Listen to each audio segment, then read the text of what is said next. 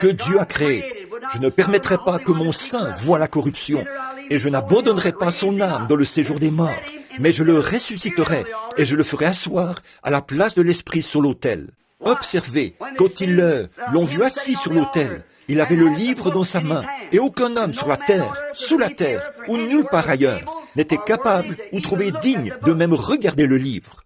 Mais un agneau, puisqu'il avait été immolé dès la fondation du monde, au tout début, quand il avait pensé pour la première fois à ce corps racheté, il est venu et l'a pris de la main droite de celui qui est assis sur le trône. Et il s'est assis. Amen. Voilà, ça c'est l'écriture. C'est tout simplement magnifique, voyez ? Maintenant, celui qui vaincra, je le ferai asseoir avec moi sur mon trône, comme moi j'ai vaincu et me suis assis sur le trône de mon Père. Autrement dit, j'ai reçu dans mon corps le Saint-Esprit. J'ai vaincu toutes les choses du monde, par la tentation, par le Saint-Esprit, et j'ai eu le dessus. En lui habite corporellement la plénitude de la divinité. Tout pouvoir dans les cieux et sur la terre a été remis entre mes mains, a-t-il dit. Tout pouvoir. Par conséquent, s'il est une autre personne, Dieu n'a aucun pouvoir. Car la Bible dit, Jésus a dit, après sa résurrection, ceci.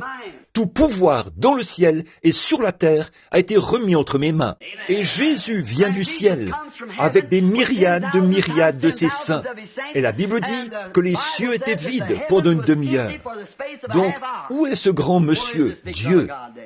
Oui, voyez, il est en Christ, certainement.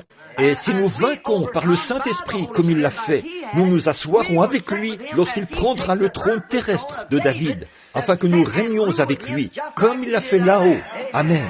Avec puissance et autorité sur toute la terre. Et la terre soupire et attend la manifestation des fils de Dieu.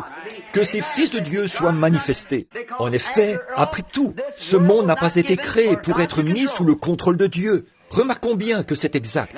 Qui est le Dieu de la terre ? C'est l'homme, c'est son domaine. Toute chose sur la terre est assujettie à l'homme. Par le péché, il est tombé. Par la puissance rédemptrice de Christ, il s'est relevé. C'est vrai, parce que la terre appartient à l'homme. Elle lui avait été donnée, et c'est lui qui dominait sur toute chose. Et toute la nature soupire et attend le moment où les fils de Dieu seront de nouveau manifestés. Oh là là, la manifestation des fils de Dieu. Bon, nous ferions mieux de laisser ça de côté à présent.